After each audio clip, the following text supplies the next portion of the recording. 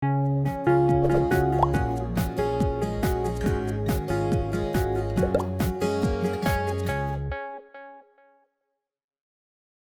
就唔使熄電話㗎啦。我好中意咧喺電話度咧互動嘅。你有啲咩見到影咗相，最好就即刻 post 上 Facebook， 最好就加埋本書嗰個 image， 咁就 tag 我個 page 曾欣欣 Gloria， 咁就更加好啦。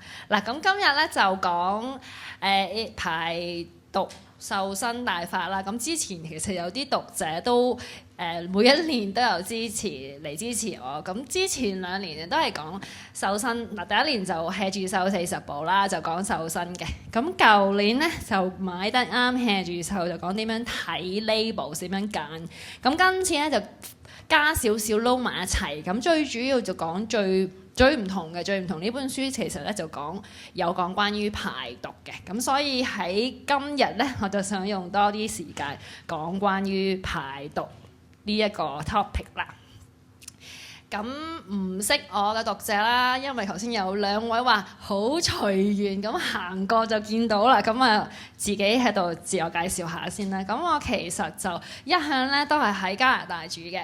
咁我第一本書其實係英文書嚟嘅，喺美國出2011年 Go on Diet。咁喺一個好偶然嘅機會之下係3年前，咁就母親節翻嚟探媽咪爹哋，咁啊母親節嗰日就同我個侄女同埋我媽咪食完嘢，咁跟住就自己行翻屋企喺調景嶺，咁嗰陣時個三聯咧仲喺度嘅，咁我走咗入去三聯咧就見到原來營養師都有寫書過喺香港，咁好似大鄉里咁，因為其實嗰陣時唔係話成日翻嚟香港嘅，咁樣咁我哋就好自己冒昧咁啊寫一封自薦嘅 email 入去《經濟日報》講我其實都有寫書嘅，咁我 send 咗我個英文書俾佢哋睇，咁就係咁嘅機會之下咧，就係出香港書，就喺香港發展咗我嘅事業。咁其實喺嗰年即係3年前咧，我係咧寫中文字咧，成日寫個公何新希俾我媽咪咧，都打咗2個 X， 即係公 X 新 X。咁我媽咪嗰陣時就有冇搞錯，4個字有2個字唔識寫。咁所以第一本書 hea 住瘦40步咧，其實我係有一個翻譯幫我嘅，我係成本書用英文打出嚟，跟住一個翻譯。所以如果有 hea 住瘦40步咧，你企喺後邊咧會好搞笑嘅，就會見到作者曾欣欣翻譯一個英文名咁，好搞笑。咁其實第一本書咧就係翻譯嘅，咁之後就開始要學翻中文，因為其實我都喺香港出世，我係識中文噶嘛，只不過即係文字上寫得唔係咁好，唔係咁暢順。咁好呢3年嚟有好多朋友啊幫助，咁所以而家我嗰啲專欄啊，全部都係自己寫㗎啦，咁好開心可以自己做到。咁有我喺 Facebook fan page 曾欣欣 Gloria 都知道，我通常咧將我唔同嗰啲專欄咧就塞晒喺 Facebook 嗰度嘅，咁所以你哋就唔使話周圍去抄信報啊、經濟日報啊咁。總之你係而家有手機仲係未係我 fans 嘅，即刻上去 Facebook like 曾欣欣 Gloria， 咁就可以大家繼續聯絡。好啦，咁我頭先講咗啦，話排毒啦。咁首先一講毒咧，大家就會諗到一啲好驚嘅嘢，即係例如啲核電啊、放射啊，又或者鉛啊，即係我哋香港人認識嘅。咁好多時我哋認識嘅毒都係覺得嗰一種就係叫做毒。咁但係其實如果講食嘅方面咧，毒仲有好多唔同類型，我哋就為之叫做毒嘅。喺我嚟講咧，所有添加劑咧都算係毒，因為一啲咧冇乜用嘅嘢咧，放咗喺食物裏邊咧，我會覺得毒啦。呢一個咧就係啱啱新出嘅一隻希臘乳酪 smoothie。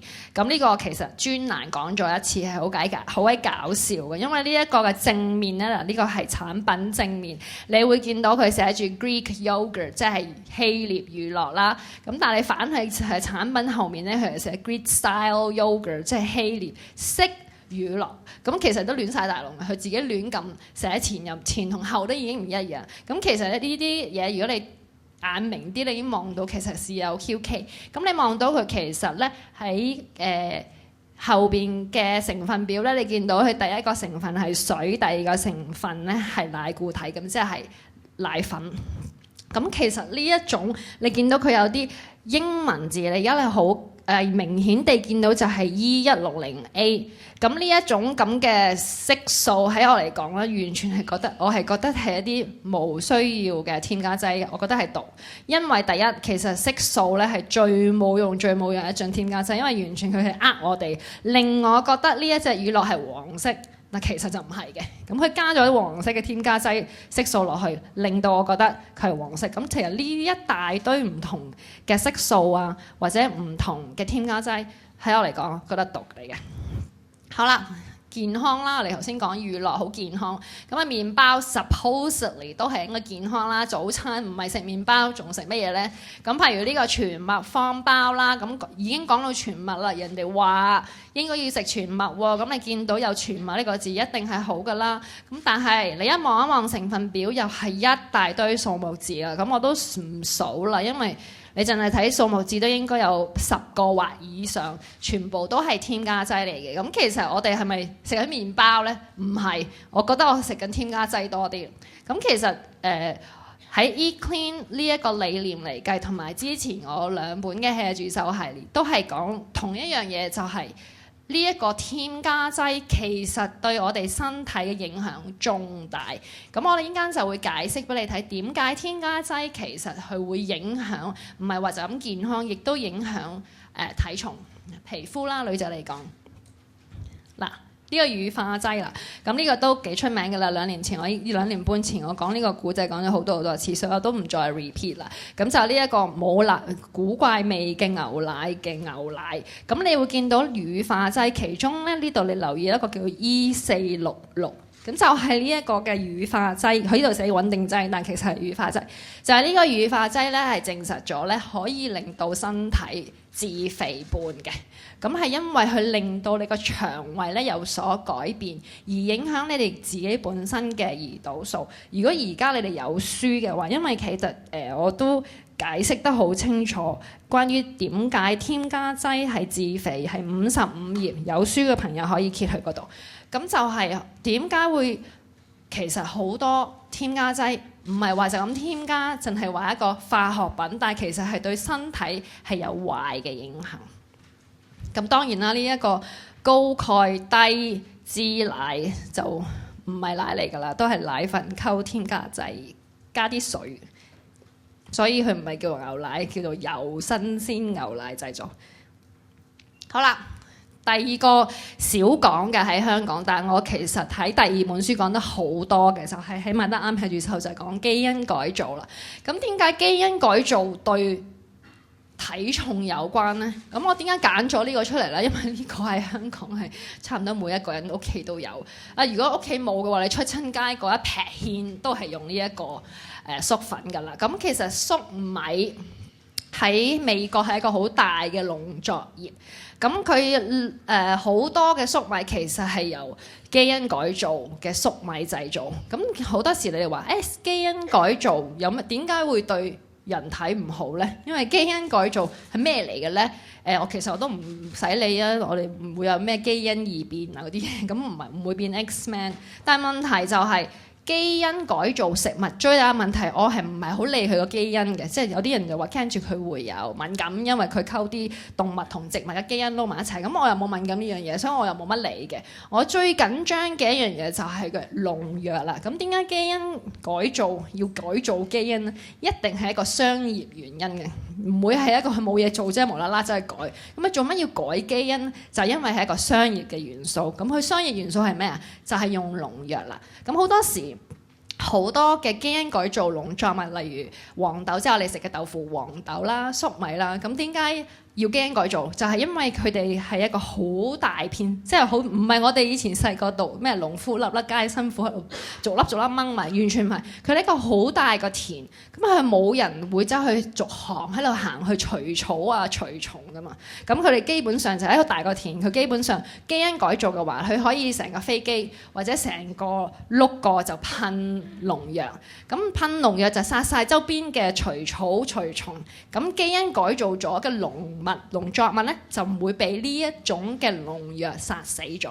咁尤其是粟米呢樣嘢，粟米其實都好緊要嘅，因為粟米去改道咧點樣咧？佢係其實粟米本身自己嗰個農作物咧喺美國咧係 register as 一個除草藥，佢本身咧係改造咗，佢哋係 insecticide， 即係基本上佢嗰支粟米咧係可以抗蟲，啲蟲咧係基本上係見到嗰隻嘢，見到呢一個粟米，佢已經唔會走去諗住食佢嘅。咁其實佢本身粟米就係一個除蟲藥嚟㗎啦。咁所以好多粟米嘅製造品，例如呢個 cornstarch 啦，例如粟米油啦，咁都係利用基因改造嘅粟米製造嘅。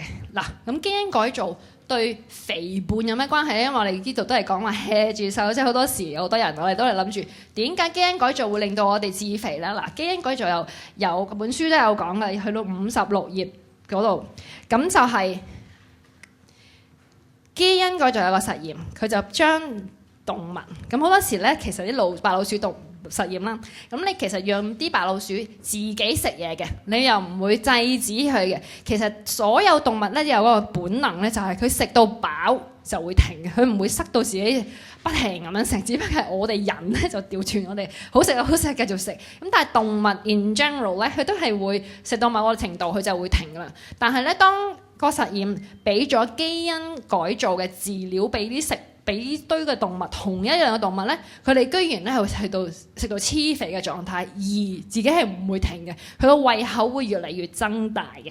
咁呢個係第一個已經覺得幾恐怖。第二就係佢有另外一個實驗咧，就係佢將一啲基因改造嘅飼料俾魚食，跟住將呢堆魚餵翻俾啲動物食，咁就係咁動物就食魚啦。咁但係魚咧就食基因改造飼料，係同樣一樣，呢一堆動物一樣係食到致肥。咁所以我哋好多時基因改造其實喺呢20年嚟發生嘅事，全部都係90年代、80年代發明，90年代開始 approve 嘅喺美國。咁其實係一個好新嘅一種叫做 food technology。其實我哋真係唔係好知道佢嘅長遠對人體有啲咩健康。咁但係好多時因為係一個大嘅農產業，係尤其是喺美國啊或者加拿大，咁變咗喺嗰邊，我哋好多食物都係喺嗰邊進口入嚟嘅，變咗就好難控制。咁所以基本上香港就冇基因改造嘅 label 嘅，你唔可以話你唔會攞喺個去食，你知道佢係咪基因改造。In general， 我哋咧見到，如果佢冇自己寫非基因改造，我哋就 assume 佢就係基因改造，即係例如如果粟米油佢冇寫自己係非基因改造粟米油咧，咁佢真係基因改造。咁豆漿一樣啦，如果豆奶或者豆腐一樣，如果佢自己係冇寫非基因改造嘅話咧，咁我哋都係 assume 佢係基因改造嘅。咁最慘嘅一樣嘢咧就係我哋有好啦，粟米油啦，咁cornstarch 啦，鷹粟粉啦，咁其實好多又係啦，應該係好健康嘅早餐粟米片都係基因改造嘅粟米原料攞出嚟嘅。咁所以其實我哋係食好多基因改造嘅食物，我哋係唔知道，因為我哋冇去諗，冇去研究究竟佢點樣做，喺邊度嚟嘅咧咁樣。咁基因改造就係毒啦。好啦，牛奶啦，點解我寫牛奶係毒啦？嗱，呢隻牛奶係好傷心，因為而家又冇咗。我哋嗰陣時咧發現咗呢隻奶嗰陣時好開心，成個 Facebook group 咧啲人喺度 post，咁個個咧去邊度見到就即刻 post 話幾多錢特價，跟住全個 fan group 就個個人走去掃貨，次次 post 完之後一兩日就掃晒冇晒貨。咁而家咧就好難揾到。嗱，咁如果係有機奶咧，我就唔會覺得佢有毒嘅，因為有機嘅牛奶咧，嗰啲牛咧就食有機嘅飼料，就唔係食基因改造嘅飼料。第一，第二，佢哋唔會去打激素。第三，佢哋係唔會打抗生素，就除非病啦。如果冇病，佢唔會無啦啦走去打抗生素。咁所以如果係有機牛奶咧，我唔會覺得佢係毒嚟嘅。但係咧，我哋飲嘅咧好多都唔係嘅。咁我哋頭先睇咗嗰個高鈣低脂奶啦，咁又加埋呢啲咁嘅金鈣牛奶。咁我覺得我細個嗰陣時咩銀鈣、金鈣，你 suppose 係好高級嘅，好靚，尤其是金鈣。咁你又篤落去啊，篤爛我好中意做呢個動作。咁以前我感覺上嘅新鮮牛奶喺樽裝嚟咧，係一個好靚嘅一個優質產品，但係其實而家已經唔係啦。咁你會發覺見到，咦，又係有成分嘅？點解鮮奶會有成分咧？逢親有成分咧，即係佢唔係鮮奶咯。第一成分係水，第二成分係奶固體，跟住脂肪、鹽。做乜落鹽？我真係唔係好明白。咁其實即係奶粉溝水，又係同一樣嘢。咁好多時喺香港嘅牛奶產品啦，因為佢唔係 fresh milk， 佢係只不過係 milk drink。咁呢個牛奶產品，其實啲奶喺邊度嚟呢？9成9都係鄰國個強國嚟嘅。咁佢哋嗰度呢，就冇呢一個激素嘅條例嘅，意思即係話佢哋係可以打激素嘅，即係佢哋出產嘅牛奶可以打激素。咁我相信當然啦，都會有機嘅牛奶場唔打激素嘅。咁我要揾啦。咁我做第一本書 hea 住就40步嗰時，我寫晒俾香港3隻牌子嘅牛奶廠商，問同一個問題：你哋嘅奶有冇激素？3間都冇人覆。咁問極都冇人覆，又冇講有，又冇講冇。咁所以我喺我本書度都照講啦。我問咗冇人覆，咁大家自己估佢有冇激素。咁所以呢一種激素奶喺我嚟講咧，都係覺得毒嘅，因為有好多本書有講過，譬如豆豆嗰張咧，我會介紹係戒奶嘅，因為有激素嘅奶咧，證實咗係會令到女仔嘅皮膚咧會容易出粒粒。好啦，咁啊排毒啦，咁我哋其實本書嘅第4章咧，全章都係講排毒嘅。咁我就諗住揀一個出嚟講啦，因為咁都講唔晒，因為得嗰1個鐘9個字，咁跟住就 Q&A。咁但係我要揀我就一定就會揀呢一個叫薑黃粉 turmeric。薑黃粉就我直頭叫佢史上最強的排毒食物啦。咁因為點解？第一，好少，即係我哋講緊可能係 half a teaspoon 就已經可以做到排毒護肝嗰個成效。第二，其實係一個都幾平嘅一個排毒食品，而唔使我哋去買啲好貴。咁好多朋友就講話我喺邊度買嘅嘛，即係我整呢個牌子啦，呢個係靚㗎啦，因為呢一個已經係 organic，仲要 USDA certified，呢個係有機嘅薑黃粉。咁其實都唔使一定有機嘅，其實因為好多薑黃粉你去如果你有印度細嘅小鋪頭仔近印度街，或者你去見到任何一種薑黃粉，其實都已經 OK。唔需要話唔需要話一定有機，因為薑黃粉薑黃呢一種植物係唔係需要噴農藥嘅一種食物，所以有機冇機都唔一定需要嘅。咁我自己就通常揀有機，因為我係生食嘅，我好多時係做 smoothie 嘅。咁你見到我一張圖畫咧？咁有一次我 post 呢個史上最強薑黃粉啦，喺 Facebook 啦，咁咧讀者問好唔好味啊？咁跟住我話點答咧？係唔好味嘅，係苦嘅。咁我唔會你話好味嘅，因為薑黃粉就係做咖喱嘅。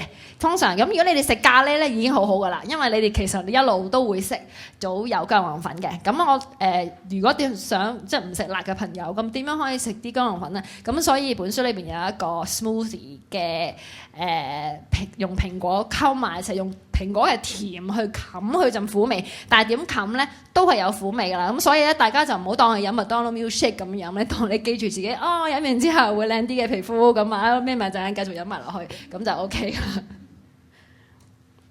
咁另外一個排毒我一定要講，因為本書咧講咗差唔多用咗6版紙講，就係呢個益生菌啊。咁呢個益生菌其實唔係話一定排毒，係直頭係將個身體裏邊嘅壞菌趕走。咁喺營養學嚟講，尤其是我哋講緊飲食美容啦，咁其實係好靠個腸胃嘅，腸胃嘅健康好咧，我哋身體最大嘅器官就係皮膚，就會顯現到靚嘅一面，或者健康嘅一面，或者容光煥發嘅一面。咁所以喺書裏邊咧，我有解釋點樣揀益生菌。你點樣睇一隻益生菌係好定唔好？嗱，咁譬如我揀咗呢一隻啦，呢一隻就其中我本書 recommend 其中一個產品，可以睇住 10 bill 啦。咁你其實就唔係話一定要買10 bill 咁多嘅益生菌嘅。咁但係其實數量咧就唔係一定嘅，因為而家其實喺萬寧啊、屈臣氏賣得嘅益生菌咧，都已經係 minimal 差唔多已經係 1 bill 㗎啦，即係已經係 hit 到最低嘅要求。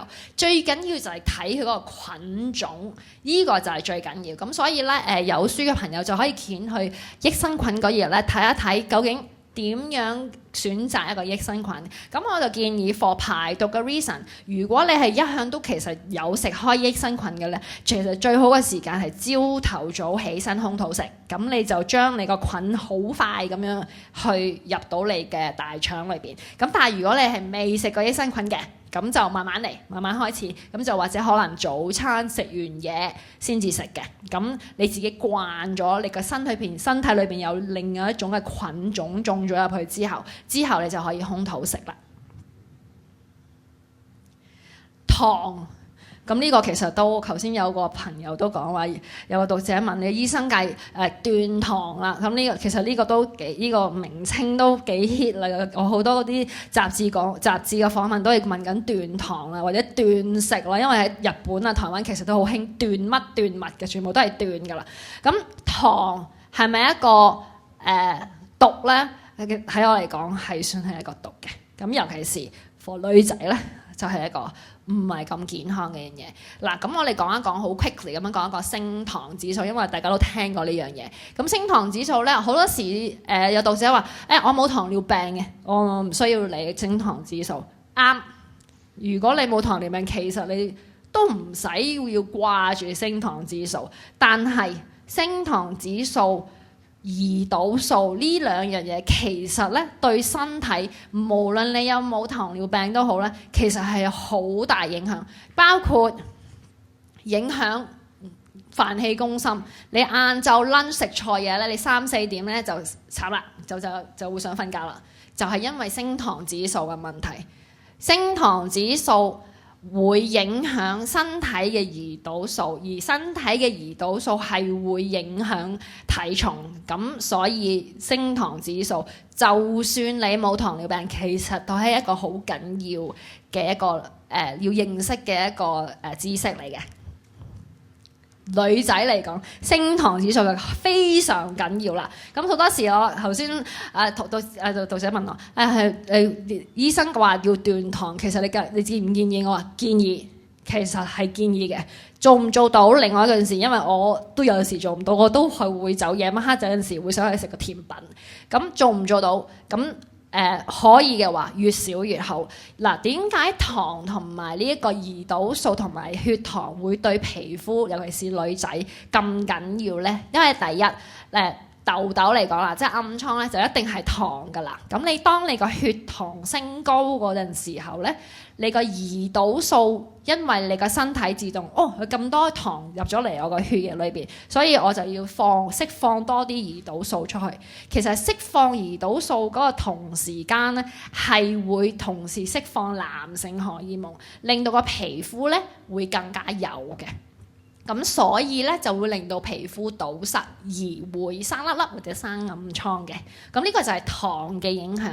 但係咧，我哋講大少少啦，而家講緊升糖指數。咁就其實喺一個大嘅 picture 嚟計，如果你個血糖係高嘅話，個血糖嗰個糖分，當你喺你個血液裏邊游離，去到你皮膚嘅骨膠原嗰度咧，嗰陣時就呢個比較麻煩啦。嗱，大家有冇發現咧？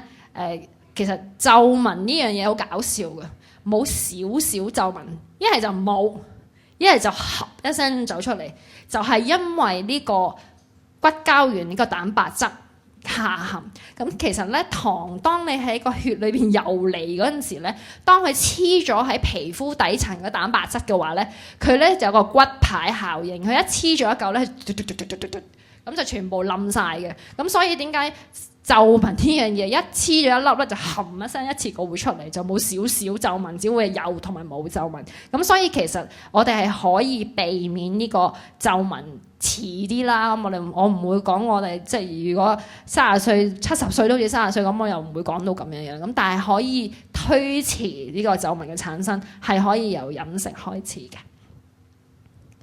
咁喺本書嘅最尾嗰個 chapter 咧，我有講油鹽糖點樣揀。咁其實糖都有分好糖同埋差糖啦。咁我頭先 show 嗰個就係白砂糖啦。咁白砂糖喺屋企嚟計就係算叫差唔多係最差嘅糖。咁但係其實喺商用咧，即係譬如如果我哋講緊話沙律醬咁啲，有啲更加差，例如我哋叫高果糖肉玉米糖漿 high fructose corn syrup， 呢啲係商業用嘅糖漿，呢啲係更加差。咁我哋屋企就好少會買到呢一種嘅糖漿。咁但係屋企嘅話，如果可以嘅，本書後邊都有講幾種唔同嘅糖嘅用法。咁其中有一個我成日都 recommend 就係用 raw sugar， 中文叫做原糖，有陣時佢哋叫咖啡糖，即中文名亂咁嚟。最緊要買糖係睇英文，因為中文名真係亂咁譯嘅啫。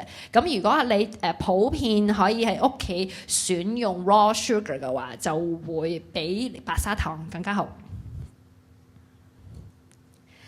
好啦，咁啊講翻 eat clean 啦。咁其實本書就係女人要 eat clean， 點解要 eat clean 咧？咁其實有好多唔同嘅原因啦。咁呢度我 show 咗一個，其實一個 poster 我哋做。其實 eat clean 呢樣嘢咧，我哋意思就係好似我第一本書講啦 ，eat farm not factory， 喺食喺農場出產嘅食物，唔係喺工場或者喺工廠製造出嚟嘅食物。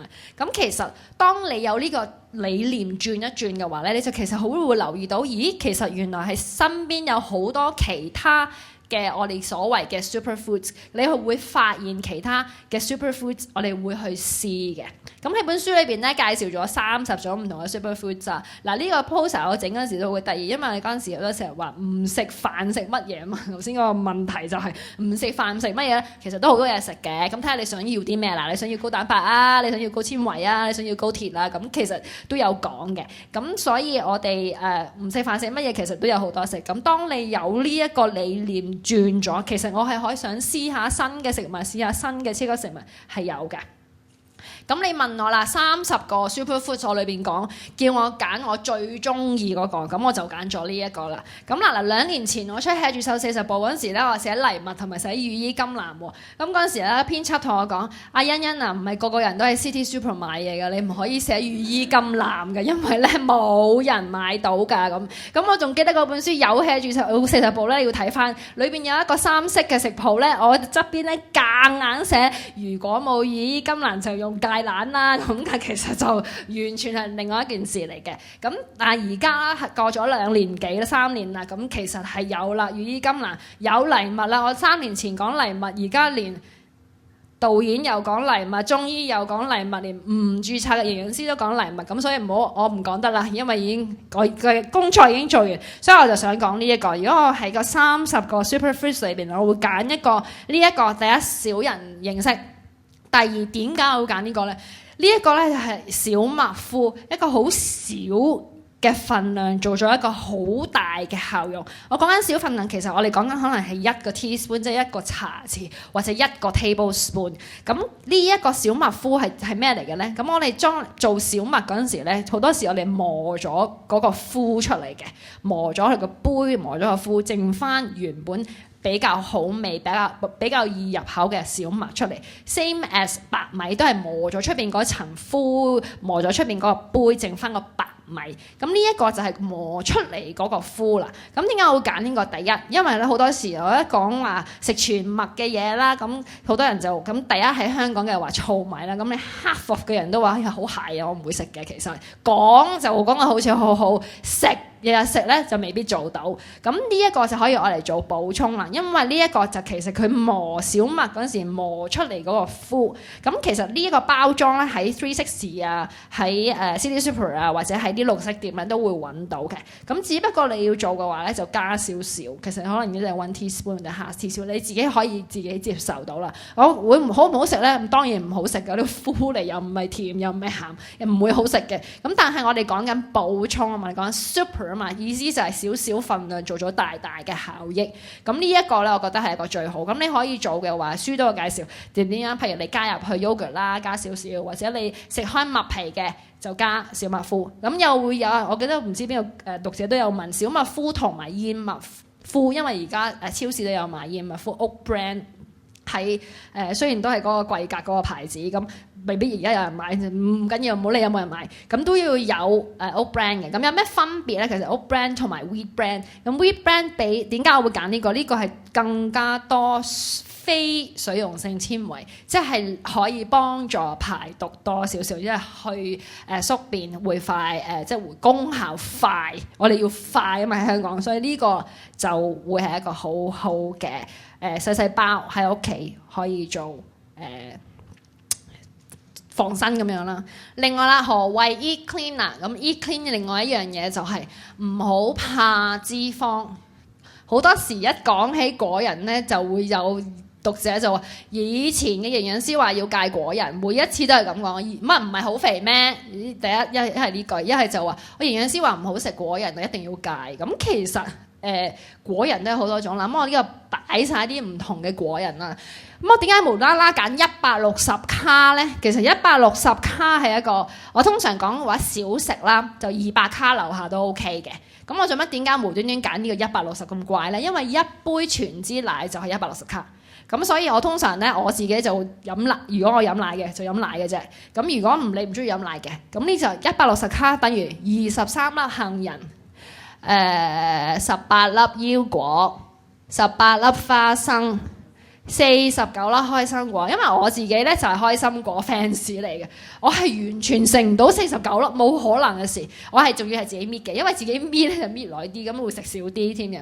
咁其實你話營養師話戒果仁，咁可能或者戒呢個夏威夷果仁啦，因為9粒已經 hit 160粒啦，因為佢比較高脂肪啦。咁其實果仁都有好多種嘅，其實我哋係唔需要怕脂肪，係佢係高脂肪，比起咩啊？咪比起麵包咪高脂肪咯。但係點樣比都比唔到高度加工食物咁多脂肪。我哋講緊係餅乾，一定唔夠餅乾高脂肪，唔夠朱古力高脂肪。咁所以根本唔係一個乜嘢什麼高脂嘅一種天然食物。最緊要係天然，最緊要有蛋白質，亦都最緊要有好嘅脂肪，例如養顏嘅飽和單一飽和脂肪，或者係多非飽和脂肪，對心臟有益嘅。Eat Clean 仲有係乜嘢咧？Eat Clean 就係點樣將我哋頭先講嗰個理論啊，就係點樣將我哋呢個高升糖指數變咗低升糖指數，而唔需要改變我哋嘅卡路里，即係話我哋根本唔需要捱餓嘅，我哋其實可以食同一樣咁多卡路里。但係我哋只要不過需要做少少改變，就將佢由高變低一個升糖指數，咁就可以改善咗我哋頭先嗰種飯氣攻心、會增肥、對皮膚唔好或者其他腸胃嘅病痛。咁所以Eat Clean 就係將佢哋轉一轉，利用呢個天然嘅食物去改變一種非天然啦。咁譬如我哋講緊零食啦 ，Second Last 嗰個餅乾零食。咁你餅乾我聽過，我相信你聽過好多次，餅乾係非常之差嘅一種零食。咁就80，其實個升糖指數真係好高，80升糖指數。但係你改變咗，佢轉咗做果仁，即刻降低去到超級低升糖指數，所以係對身體第一飽肚好多，第二對身體健康都好好多。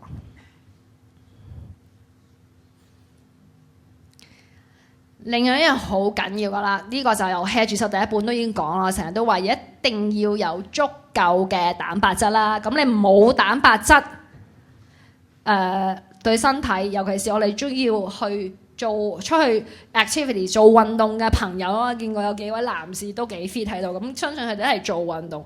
蛋白質嗱，我好多時都講，好多時有讀者都會po 出嚟問我究竟我需要幾多卡路里？咁我每一次咧都係去唔講卡路里，即係你需要幾多卡路里其實係唔重要，所以我3本書都唔係特別講卡路里，因為第一就算俾你知道卡路里，其實都冇乜用嘅，因為你根本唔知你每一日食幾多卡路里，所以你得個知字其實係冇乜用嘅。反而我需要你知道，尤其是 eat clean 同埋 hea 住瘦呢個理念，就係你需要知道自己幾多蛋白質，呢個反而係重要。咁書裏邊都有教你點樣睇自己嘅，究竟你自己個人嘅蛋白數字，你需要幾多蛋白質？每一日我哋係要知道要食嘅蛋白質。譬如 for 我自己，咁我大約可能係食大約50克嘅蛋白質，咁我除3，即係大約18、17克嘅蛋白質。咁我每一日食嗰陣時咧，我都會去自己計住，我大約要食幾多高蛋白質嘅食物。咁因為咧，如果你 hit 唔到蛋白質咧，你都飽咗嘅話咧，我好肯定你食錯嘢㗎啦。你一定係食咗好多高澱粉嘅食物，所以你飽，但蛋白質就 hit 極都 hit 唔到。咁需要令到有高能量，有你個muscle mass 又好啦，你亦都係瘦身嘅 purpose 啦。你係需要知道第一自己需要幾多蛋白質，第二就係食物你要我叫做目測飲食法，你一眼望落去，你要學到究竟呢一個食物究竟俾幾多蛋白質你？乜嘢為之高蛋白質食物？咩為之低蛋白質食物？而乜嘢為之一份嘅蛋白質？咁就你係需要學到嘅。咁當你熟習咗呢一個，一眼望落去，你知道大約呢件食物俾幾多蛋白質俾我，咁你就可以完全改變咗你自己。其實食咗好多天然食物，因為好老實講，所有非天然食物咧都係低蛋白質嘅。我冇乜見到高蛋白質，即係出前一丁唔會係高蛋白質，薯片一定唔係高蛋白質，所有朱古力亦都唔會高蛋白質。咁所以其實你如果係將你嗰個成個飲食 focus 翻喺蛋白質而唔係卡路里嘅話咧，你其實都會食多咗好多天然食物，無論你食肉又好，唔食肉都好。咁另外我哋 eat clean 嘅原理 ，eat clean， 你當然你 clean 嘅話，你可以食落去，但係其實你食得落肚，其實可以搭得上塊面嘅。咁所以我本書裏邊咧講咗幾個唔同用食物嘅做嘅面膜啦。咁呢個我揀咗做呢個果酸換皮。咁其實個名咧，其實我哋成日都聽呢個字。咁點解果酸換皮會走去美容院做？其實果酸可以喺自己廚房或者廁所度做到。你就需要買有果酸嘅水果。咁其實係可以自己做嘅。咁所以本書裏邊有唔同嘅食譜啦。咁我揀咗呢個，但係我自己其實最中意我寫咗好多次嘅就係嗰個抹茶面膜啦。因為我嗰個係真係好好嘅。咁你需要做嘅話咧，需要做嘅咧就係買抹茶。咁我自己就買有機抹茶嘅。咁而有機抹茶可能貴少少，可能就120蚊一細包仔。如果你唔買冇機抹茶咁，大概60-70蚊咁。咁你一個茶匙度，跟住溝少少水，攞一個新嘅掃，自己掃上塊面。咁你可以成塊面掃又得，你可以淨係話我 T 鬆淨係有粒粒嘅地方掃又得。咁你放咗落去大約10分鐘咧，佢就會自己乾㗎啦。咁跟住你攞一個暖嘅 cotton pad 咧，自己抹翻。咁好多時咧，我講出嚟啲女仔話好嘢啊，可以有抹茶又可以食又可以飲。啲男人話咦，搞到成塊面綠 B 青 BB 好核突啫。咁我覺得男仔呢樣嘢就唔需要成塊面嘅。咁但係你冇嘢做嘅話，如果你有一粒暗瘡，你咪就搭一個上去，搭喺嗰個位10分鐘，其實唔係好難做，亦都唔需要買一啲特別嘅什麼面膜啊，什麼去油膏。咁呢個綠茶因為佢係一個好高抗氧化嘅一種食品，而因為佢又係粉狀，所以好容易咧就擺上去面，而之後就乾咗噶啦。咁之後你洗咗咧，你試下我因為試呢個試好多次，有時我無聊到咧，左手搽右手唔搽，睇下有冇美白，係真係有美白嘅效用嘅。咁同埋真係對皮膚係好好嘅。咁所以如果你可以做，因為佢係天然啦，咁其實你可以2-3日做一次都得。只不過你要 figure out 點樣可以做完之後沖洗翻，而唔會整污糟件身。咁又有好多唔同嘅面膜都嘅做法都喺本書裏邊。咁所以我哋成日講話 eat clean 嘅意思就係，當你揀嗰個食物係天然一個 superfood 嘅話，你除咗可以食嘅話，你其實係可以用上塊面嘅，只要你買啱產品。咁一個好大統嘅理念就係 eat clean 係咩呢？除咗你食超級食物，就係 cut the crap， 即係 cut 晒所有垃圾嘅食物。咩為之垃圾食物咧？汽水啦，咁呢個唔使我講啦。糖，咁我頭先同你講啦，即係嗰種精煉糖，即係我哋講嘅白砂糖啊，或者有啲糖漿啊，或者商用嘅糖啦。添加劑，所有添加劑喺我嚟講咧，覺得係冇乜用嘅，即係唔需要，因為你天然食物根本就唔會需要落添加劑。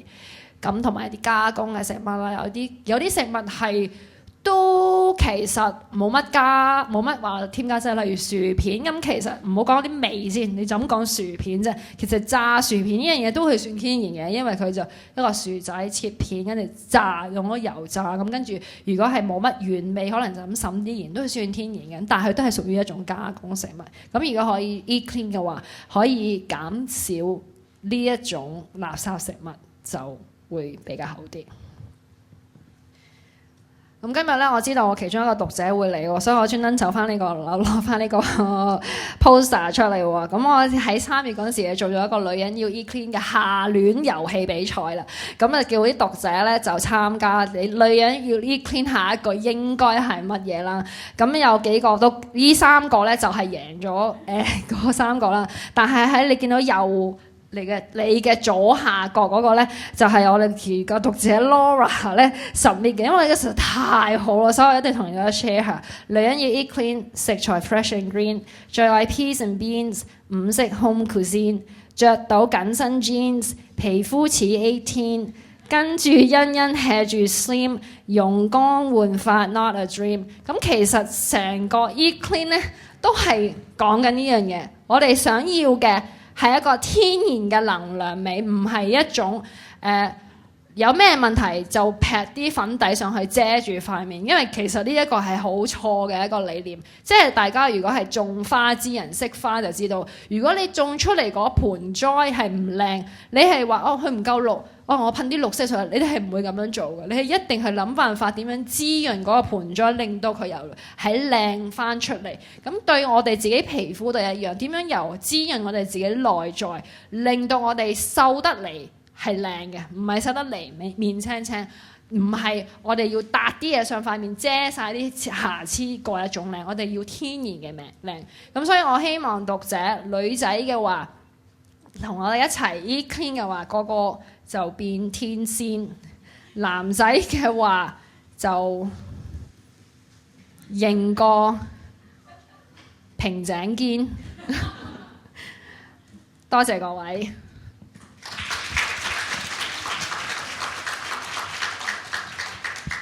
好啦，問答時間呢個通常係最精彩嘅，因為每一年咧都係問到唔想走嘅。咁我而家睇下邊個最有勇氣問第一條問題。有。我想問燕麥算唔算係高升糖指數嘅食物？問得好好。燕麥係咪一個高升糖？我頭先嗰個有冇燕麥嗰個？冇喺度。OK。燕麥係咪一個高升糖？問得非常之好啦。Oatmeal 啦，嗱，其實 Oatmeal 喺本書咧係一個 superfood 嚟個，但係我哋要揀啱邊一種 Oatmeal， 邊一種 Oatmeal 先至係為之低升糖，邊一種 Oatmeal 為之高升糖。咁本書咧有好詳細點樣講。其實升糖指數有啲咩影響到？係其中一樣嘢，如果喺 oatmeal 即係喺燕麥呢個情況，就係加工工序啦。嗱，其實咧點解有啲 oatmeal 可以就咁倒落隻杯度沖下啲熱水就食得咧？有啲人話要煲15分鐘咧，其實諗都諗到啦。有啲煮過，有啲未煮過，即係好似即食麵咁，有啲3分鐘，有啲要煮完又要過一次冷蔵再煮第二次。其實就係煮過同唔煮過嘅分別。咁即食燕麥咧，就全部咧都係蒸過，跟住咧碌扁晒，跟住切碎晒嘅。咁因為呢一個工序咧，令到即食燕麥就變咗比較高，我就唔會用個高，即係唔會話去到80，即係好似零食咁餅乾零食咁高，應該大約去到60-70嘅燕麥。但係如果係原片燕麥啦，就我哋講你買燕麥咧就要揀原片，原片咧都有分，大部分香港原片咧就冇。就都有蒸過，就都有碌扁咗，所以佢係扁。其實燕麥唔係扁嘅，其實我哋叫佢燕麥片或者麥皮，全部都係買扁嘅。其實燕麥本身咧係應該係一個果咁樣樣，係醬嘅，不過佢碌扁咗。咁如果可以嘅話，買原片嘅燕麥，咁佢就冇切碎過嘅，咁都有蒸過嘅。咁呢一種燕麥咧就會比升糖指數低啦，就一定係低過55噶啦。咁呢一種燕麥會比較好啲。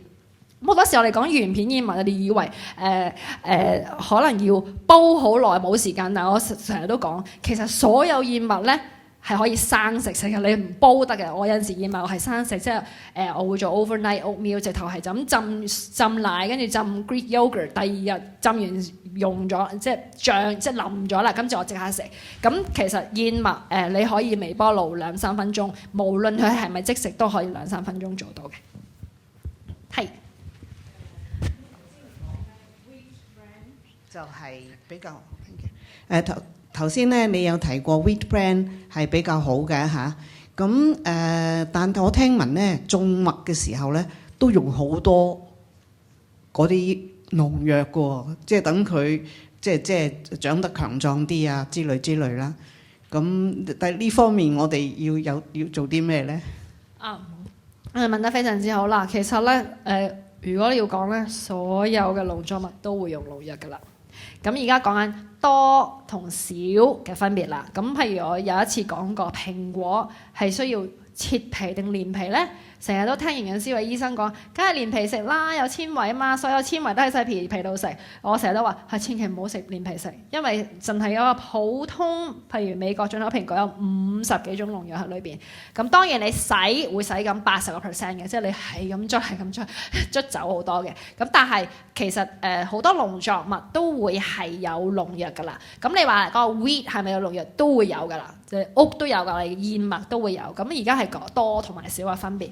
咁其實wheat 就唔算係一個高農藥嘅一個產品嚟嘅。如果真係話高農藥咧，士多啤梨會高農藥，peaches 係咩啊？桃係咪啊？桃係高農藥，西芹都係高農藥。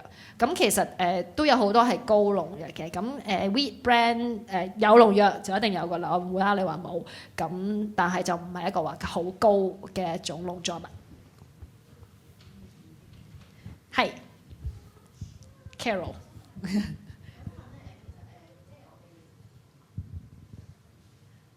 我想問其實中式咧都有我哋加油去煮一啲嘢啦，咁同埋沙律咧都會有啲油分去即係調理啦，咁調教翻嘅。咁其實我哋點樣選取啲烹調熟嘅時候用啲咩油，同埋做沙律嘅時候係選取啲咩油咧，會健康啲呢啲問題啫。多謝，好嘢！有人問呢條問題，因為我係可以名正言順咁落喺本書最後一章第6章。咁其實煮熟油同埋生食油係有分別嘅。咁當然你都可以用同一種油嘅。咁我通常都會講話其實都唔需要得一樽油走天涯。你其實有位嘅話，可以擺2-3樽油喺屋企都 OK 嘅。嗱，煮熟油方面其實有選油方面咧，有好多唔同嘅選擇嘅。咁你可以 base on 佢對心臟健康嚟選擇又得。你可以選擇 base on 唔要基因改造，即係頭先我哋講話粟米啦，因為粟米、芥花籽兩個都係基因改造，又得。你又可以揀選擇邊一個係高溫，因為你如果係煮熟嘅，你通常係愛嚟做咩咧？你係如果係蒸或者炒咧，都仲 OK。但係如果你成日係要炸嘅話咧，就一定要揾一個一定要好耐熱嘅一個高溫油。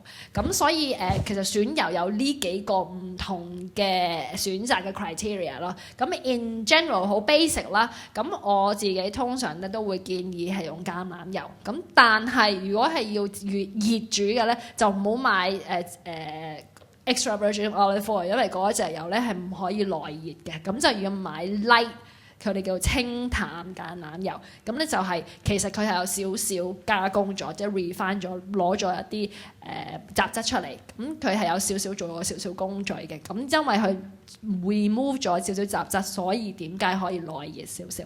咁呢一個就係我都會建議用清淡嘅橄欖油。如果你係生沙律咧，我一定係話 extra virgin olive oil 啦，因為嗰隻油真係如果講心臟又好，優質產品又好，係一個比較好嘅油。如果你係講焗嘢嘅咧，咁我就話可能用椰子油，因為你需要固體油，咁就可能會用椰子油。我頭先見到係呢邊我想問咧就係而家時下嗰啲譬如飛利浦有啲叫電炸鍋啊，咁咧就佢可以去到200度啊。咁其實可以話食少咗油，其實有冇害咧？其實即係啲肉類去到200度咁樣，其實都係唔健康咧咁樣啊。嗱，咁佢就好似佢叫電炸鍋，咁其實都有炸炸地嘅成分啦，有焗焗地嘅成分啦，即係好似我哋西方用焗爐咁去焗雞，咁焗完之後其實隻雞個皮咧係脆嘅，咁其實咧亦都唔係一個大嘅一個 concern 嚟嘅。咁我想講嘅就係唔好日日做。因為其實係高溫，你問得啱。因為高溫煮食咧係會有一個致癌物質，尤其是肉類多油嘅肉類咧，係有一種當佢個預熱嗰陣時一高溫咧，嗰隻油就會變質㗎啦，就變咗一種致癌物質。咁所以點解我哋成日話 barbecue 嗰陣時咧，其實係一個係一個高危嘅致癌飲食習慣嚟嘅。咁所以我又唔會話因為我唔想咁就唔做，咁又唔係。咁我想可以講嘅就係少啲，但梗係唔會餐咁，但係如果做嘅話，我又唔覺得係一個好差嘅一個煮食方法，因為佢好似有少少似一個焗爐咯，即係喺冇焗爐嘅屋企下，亦都可以煮到啲比較脆口嘅，例如雞翼啊、雞髀啊，俾小朋友食。咁我都覺得係一個好點都係一個天然食品咯，所以都會係一個 OK 嘅選擇。呢度個咪下個。係，Gloria你好嚇，我想問兩樣嘢嘅。咁第一就係關於嗰個頭先話糖嗰度咧，咁其實我就中意整啲甜品蛋糕嗰啲嘅。咁但係就因為白糖係比較高升糖啊嘛，咁有冇啲糖係可以即係你話咁樣係整甜品嘅時候佢係做到個效果？即係我唔知椰子糖得唔得啦，亦都可以即係低升糖啲，即係糖尿病嘅人都食得咁樣咯嚇。呢個第一個。第二就係想問有冇咩食物咧係排水腫嘅嚇？因為我啲 OL 可能容易即腳咧係成日坐咧會容易水腫嘅，有咩食物可以幫到咧咁啊？唔該晒。兩個問題，第一個問題就係有啲咩糖係可以愛嚟做甜品，尤其是焗嘅甜品啦。咁其實書都有講嘅。咁有一種我叫做黑糖啦。咁其實會做咗出嚟，佢會比我哋而家通常我哋出邊以前做bakery 咧就會用 brown sugar 嘅。咁有陣時佢叫紅糖，有陣時叫啡糖或者黃金糖 ，doesn't matter。brown sugar 咧就比較啡色嘅，咁但係咧就濕濕地嘅。點解會咁嘅咧？因為其實咧佢係將 white sugar 落翻一支 molasses 落去，落翻一啲糖漿落翻落去。咁其實佢根本都係一個精煉嘅，只不過係 white 加翻啲之前去練出嚟嘅糖漿加翻落去，咁所以如果可以揀嘅咧，就揀非洲黑糖或者黑糖會比較好啲。如果你煮食，咁你話椰子糖都 OK 嘅，但椰子糖咧我試過，佢就比較唔係咁甜嘅，咁所以咧就冇咁煮出嚟啲嘢，你用同樣嘅份量好似唔係好夠甜，咁變咗又要焗住用多咗，咁所以椰子糖未必係做甜品啱，或者如果攞嚟做 pancake 或者做 muffins 嗰啲就 OK， 但係如果真係一個甜品就可能唔夠甜啦。第二個問題係水腫嘅問題啦，咁其實點解人會有水腫？有兩個原因啦，因為可能隻腳唔喐，擺同一個位置啦，咁喐下去就其實已經即係 lift it up 已經 OK。咁另外一個原因咧，有可能少少關於飲食嘅咧，就可能佢嘅飲食係比較高鹽分，咁因此而個身體咧係聚咗好多水，因為一有鹽入咗血嘅話，個身體自然就會留住啲水分，咁變咗就會積咗喺全身最低嘅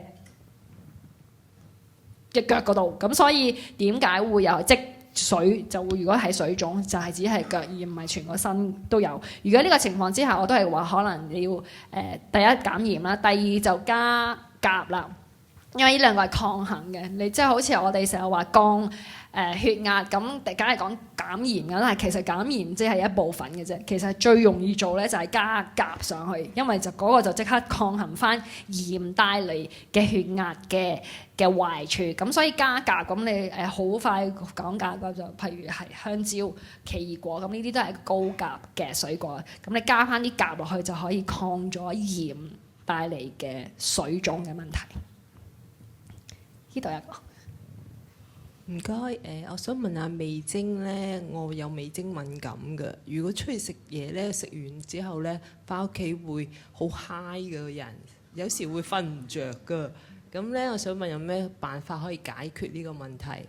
第二咧，因為我係全素嘅，咁我就食唔到成50個 gram 嘅蛋白質，因為豆好飽㗎，即係唔會食得多。有咩方法咧可以食多啲蛋白質？就咁講味精啦，因為其實我都係敏感味精嘅。咁我其實係有一次個專欄都講過啦，味精其實係黐肥嘅頭號元兇嚟嘅。咁味精啲白老鼠點樣令到佢黐肥狀態？我哋好多時佢哋其實咧，佢哋係餵味精俾佢食嘅，咁佢哋即刻就要進入黐肥狀態。咁所以味精其實本身唔係一個即係唔好話對健康有冇壞處，其實係對瘦身係一個頭號公敵。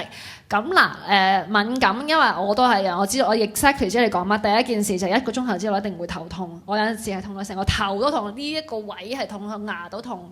呢個位都痛嘅，咁跟住咧就成日咧都會係 high 係用得啱，不過我又冇用過 high 呢個字，我就覺得好似好唔 settling， 即係好似好 agitated， 即係好緊張，好似唔知點樣，即係有少少緊張。咁有啲咩方法咧？其實就係唔好食。咁你係基本上咧係冇任何方法㗎啦。你係要知道邊一間食肆會用味精，邊一間食肆唔用味精，唯一呢一樣嘢。有啲豉油有，所以你都係要知道嘅。邊間食肆會用味精豉油，邊間食肆唔用味精豉油。咁屋企就一定可以揀，因為呢度有講冇味精嘅豉油。咁你屋企係可以揀一啲冇味精嘅豉油。咁但係你真係要知道，因為呢個係靠撞得板多就知道邊間係黑點，邊間唔係咯。咁冇辦法，呢個係一定要自己試過先知咯。咁有啲比較好啲嘅餐廳咧，佢一定就會講話自己唔用味精嘅，好多都會有講噶啦。其實尤其是做麵檔，即係譬如台灣用麵咧，好多都有講話自己唔用味精嘅。咁但係你話我見到日本拉麵，我從來冇見過人話冇用味精。咁我 assume 佢其實有用味精。咁所以中國嗰啲粥粉麵飯都係用味精。咁所以西餐反而就唔會用味精。咁變咗你係真係要試過邊間用得勁，邊間唔用得勁。有啲咩嘢唔好食，通常都係湯底呢兩樣係最多味精㗎啦。咁我係要俾呢啲咯，變咗。第二我唔記得咗你問咩？全素蛋白全素蛋白係啦。咁你食唔食蛋奶？蛋奶都唔食 ，OK。咁就豆會比較難啲嘅。咁兩個方法，第一個方法就係你要喺飲品都要有蛋白質，你先至可以 close enough 去到50個 gram。咁譬如就豆奶你唔飲牛奶，譬如豆奶啦。咁而家可以做得翻豆奶可以，或者另外一種其他奶都唔夠高，都係豆奶先係6至8個 gram 嘅一杯。咁喺豆奶。第二咧，你可能係要加蛋白質粉去嘅。有啲人咧，我睇過研究話食蛋白粉咧，如果你唔練嗰啲重訓咧，肌肉即係好難長大，同埋咧會過量啊！即係你冇做嗰啲即係 gym 嗰啲咧，唔係咁啱用蛋白粉。我就其實我哋講緊兩件事嚟嘅，因為其實我哋講緊練肌肉，即係男仔嚟講啦 ，body building 啦，咁嗰啲咧係練肌肉嘅。其實咧食蛋白質咧係唔會令到變咗 muscle man 嘅，就唔會嘅。肌肉咧係練出嚟嘅，肌肉唔係食出嚟嘅。呢樣第一，呢個係最緊要知道。第二就係其實如果我哋食得唔夠。即係有陣時，點解有啲人話食素會即刻減肥？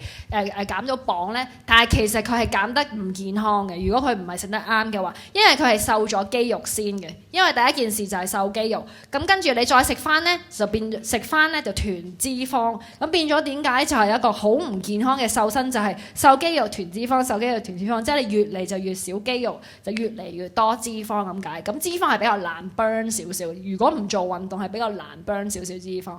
咁所以我哋而家講緊素食唔夠脂肪，我哋而家唔係講緊超過脂肪，即係唔係脂肪，我哋講緊素食唔夠蛋白質，我哋唔係講緊要超過蛋白質，我哋唔係要練肌或者增肌。咁其實最緊要嘅嘢係就我哋要最少保住自己而家嘅肌肉，唔好繼續冇，因為咧一冇肌肉咧就會泡㗎啦隻手，咁你就會有拜拜肉㗎，咁就冇得搞，咁你一定要練翻嚟。咁好多時我哋嘅肌肉，而家嘅肌肉其實係喺後生裏邊練出嚟嘅，因為我哋小朋友啊，中學嗰陣時係跑嚟跑去就通山走，所以點解我哋而家成人嘅肌肉，除非你而家係好 regularly 係一個星期做3次運動或以上，如果唔係，其實我哋而家現有嘅肌肉係其實我哋係喺 teenager 同埋小朋友嗰時練翻嚟嘅，咁所以如果而家嘅肌肉都補唔到，如果你又唔做運動嘅話咧，你係冇晒啲肌肉，變咗係一個係你上磅係好輕，但係一個好唔健康嘅一個輕。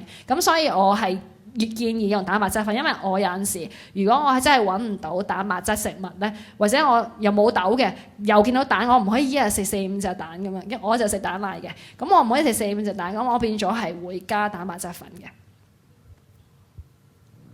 後邊頭先你提益生菌咧就好好嘅，咁係咪飲呢個益力多會有幫助咧？大家都開始笑，其實我可能唔使答噶啦，大家已經開始笑。嗱，益力多係咪即一定唔係嘅呢個？嗱，其實咧好多乳酪咧，頭先有一個 example 咪講過雀巢其中一種新嘅希臘乳酪啦。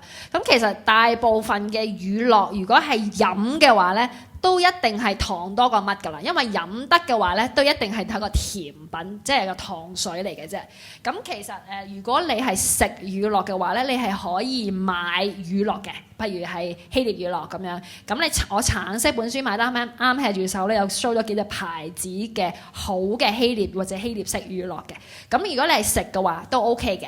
咁但係我哋而家講緊排毒，因為我哋頭先嗰個 topic 係講緊排毒，唔係就咁講話一個腸道健康，我哋講緊排毒瘦身呢樣嘢。咁如果用排毒咧，因為乳酪咧嘅益生菌係唔夠咁多，咁變咗點解我就會講用益生菌嘅補充劑嚟去做補充。係問題。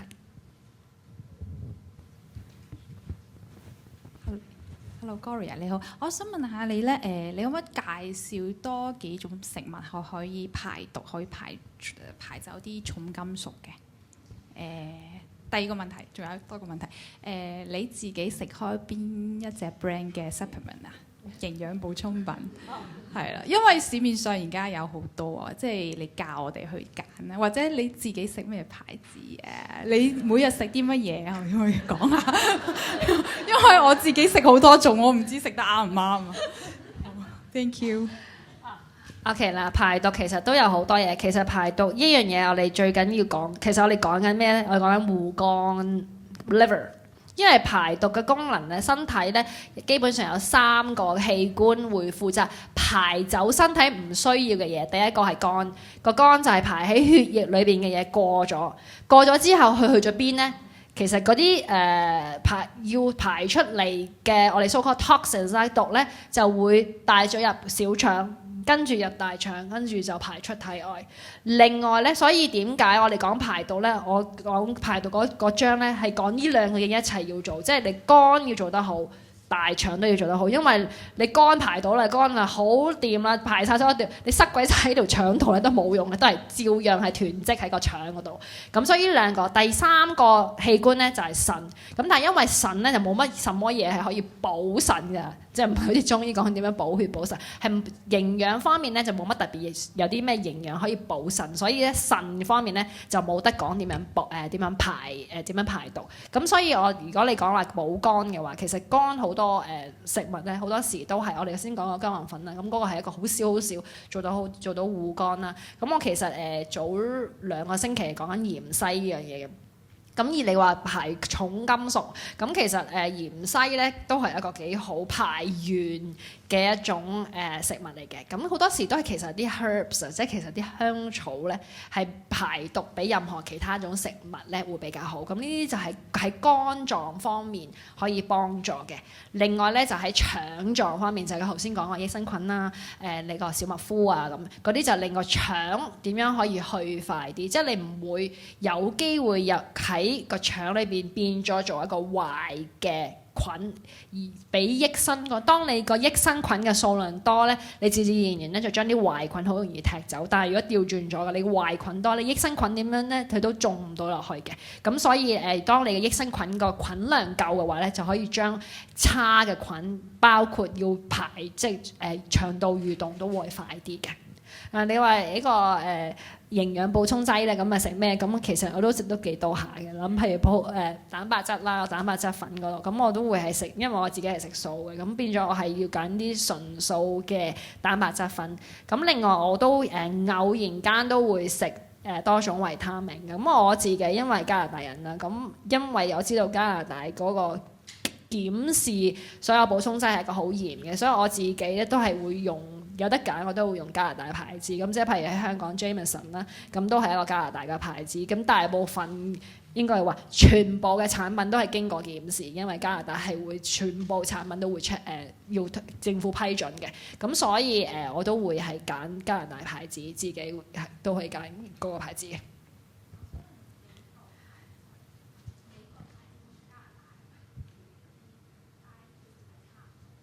唔一樣㗎，完全唔一樣。美國係冇唔需要政府批准嘅美國嘅牌子。咁我唔會講話美國差，因為有陣時我都會買美國牌子嘅。咁譬如有一隻叫 Nature's Way，但係香港有少見，即係唔係因為其實香港好多牌子都係進口，即係唔係本地牌子，變咗係你有咩進口貨，你就會買咩進口。咁我平時去開萬寧啊、屈臣氏，大部分都係見美國牌子或者歐洲牌子多咯。咁我所以如果你偶然間見到加拿大牌子都可以有，如果有特價嘅話都可以上下貨咁嘅，掃下貨都得嘅。兩個喺度。你好，我想問下咧，我最近啲朋友咧好多都有膚質過敏啊，咁變咗咧你 gluten 嗰啲佢有啲嘢佢都唔食得，譬如麵包啦，只可以食米嗰啲。咁其實喺排毒嗰度咧有啲咩可以即係我可以提下佢哋咯。咁另外第二個問題 ，high protein 咧除咗肉類之外咧，植物即係蔬菜咧都有好多噶嘛，咁可唔可以略略講少少？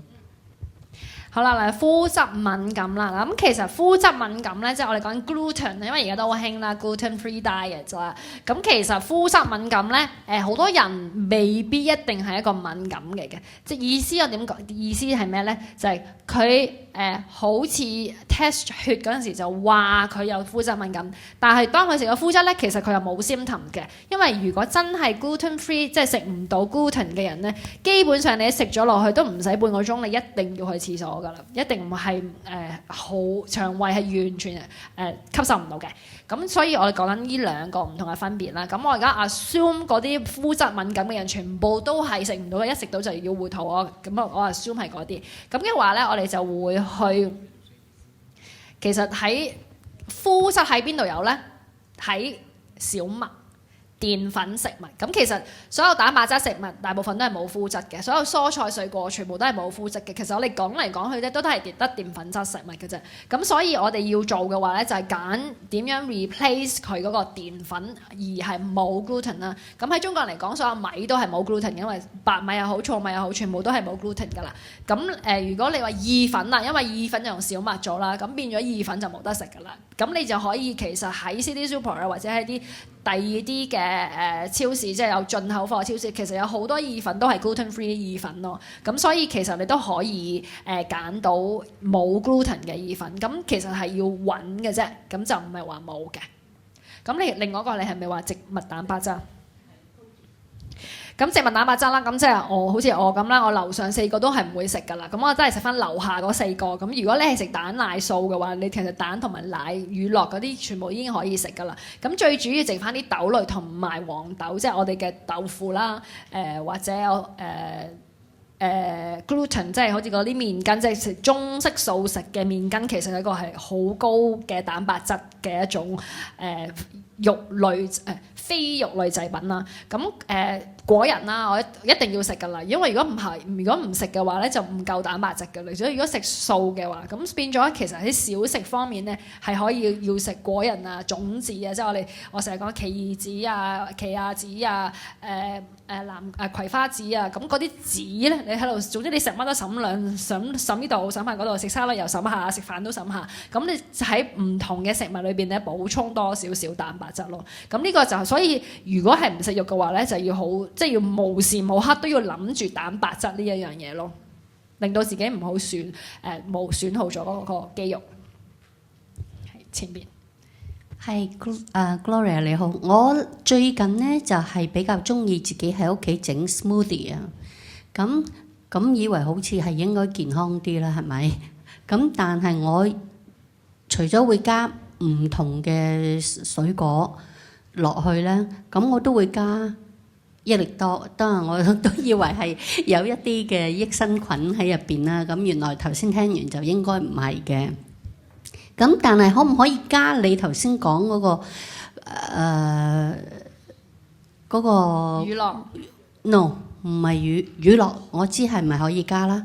或者嗰個咩wheat bran 嗰個，可唔可以加少少落去咧？其實咧 smoothie 呢樣嘢咧好得意嘅，因為咧其實咧 smoothie 咧即係俾果汁，大家都知啦。smoothie 係全個水果食晒，你搞埋一堆就成個水果食晒嘅。果汁就唔係嘅，你揸咗落去啲渣劈咗一邊，啲水去咗呢邊，我哋飲咗只不過係水溶性嘅維他命，冇咗好多有纖維同埋其他嘅維他命。咁其實 smoothie 呢一樣嘢幾好嘅，就係咧其實有幾個水果咧嗰陣味咧係重到可以冚晒所有其他難食嘅嘢嘅。咁有幾樣嘢。香蕉我就成日都用嘅，咁我香蕉我係當係糖嘅，逢親我一落香蕉嘅話咧，我已經可以將嗰一個 smoothie 咧整甜咗半隻，如果一個人嘅話半隻已經夠，同埋另外可以將佢整結咗，因為香蕉你攪完之後就變咗好似結，就有少少有奶色嘅口感咁樣。另外一種咧一定係甜冚咧就係蘋果㗎啦，咁你蘋果你基本上切，跟住成個抌晒落去，切咗去皮啦。如果冇機嘅話，咁就去皮，咁成個蘋果抌落去又係攪埋就都可以冚咗好多。頭先你話小麥麩，咁有陣時譬如我頭先講嗰個薑黃粉 smoothie 咧，嗰個就冚唔到，因為實在太苦啦。咁蘋果都冚唔到啊，所以我又蘋果又菠蘿又試過晒，木瓜都試過，點樣都冚唔到，咪算啦，就咁食。咁但係其實好多嘢咧係可以冚到嘅。我有陣時整咧就落羽衣甘藍落去，因為有陣時我朝頭早懶，我又想食啲羽衣甘藍，咁啊變咗成杯嘢攪埋咧變咗綠色。但係咧整完之後咧，你係唔會因為落咗蘋果或者落咗香蕉，你係食唔到有羽衣甘藍嘅青味，或者有陣時落菠菜又好，你完全食唔到青味嘅。咁所以你如果係有一兩個水果你自己其實係中意嘅，你用嗰個水果嚟冚其他啲你唔係咁中意食嘅味都得。咁所以你頭先話加乜都得㗎，你可以加小麥麩啦。你話如果蛋白質嘅，你頭先想話加益生菌，咁就加希臘乳酪，有蛋白質嘅乳酪就唔好加益力多。我頭先喺嗰邊，係後邊有個。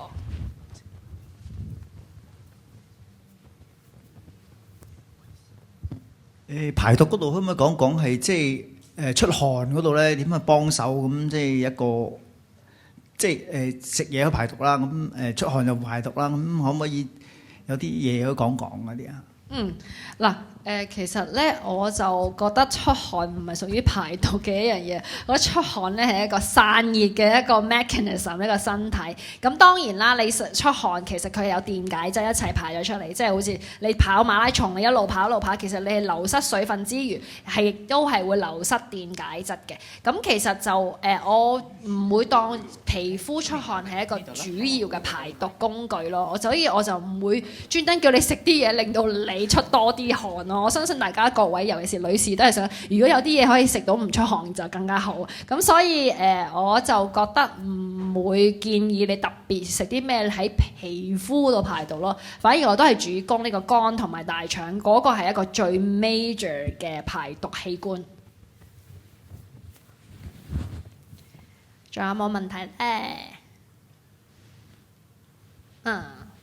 都冇啦。我想問有個朋友咧，好中意食嗰啲果仁嘅，佢咧就好瘋狂，佢就唔想知道應該一日可以最多食到，即係可以食幾安士嘅果仁。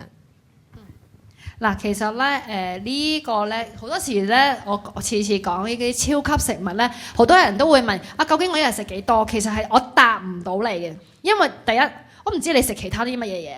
咁我答唔到你，咁你可以頭先講話瘋狂果仁 fans 啦，咁點為之瘋狂我又唔係好知道啦。咁我都其實都幾瘋狂嘅，因為我唔食肉噶嘛。咁其實我個果仁就係我嘅肉類。咁如果你一個普通人，你午餐同埋晚餐都已經係食肉嘅話，咁如果我晚餐同埋午餐都可以食果仁嘅，其實咁所以其實咩為之瘋狂就見仁見智。咁我覺得最緊要一樣嘢就係佢要知道自己蛋白數字。第一，第二就係佢食埋之後夾埋佢夠 hit 唔 hit 到自己蛋白數字啦。咁我覺得嗰個最緊要咯。咁如果佢係早午晚三餐都係食肉瘦嘅，跟住晏晝又食好多，你講緊可能頭先我哋講話49粒開心果為之160卡路里，咁佢食 double 嘅，咁佢又已經係食肉瘦嘅，咁但係佢又可能需要戒口嘅咁樣咯。咁 based on 其實我俾唔到你佢究竟咩為之多為之少，我諗係要睇整體。佢要知道自己蛋白質數字，而去計一計究竟佢係咩食物去攝取佢嘅蛋白質。係。想問翻頭先你提過椰子油個問題啦。咁曾經睇過一啲書或者啲人講啦，而家都有一班人係好吹捧用椰子油煮食嘅，就話比較好。亦都曾經睇過一啲醫生寫嘅書咧，就話唔好用咁多植物種子嘅油，因為容易氧化，令到身體容易有炎症啊。咁我想睇你覺得椰子油嘅睇法，你係點睇？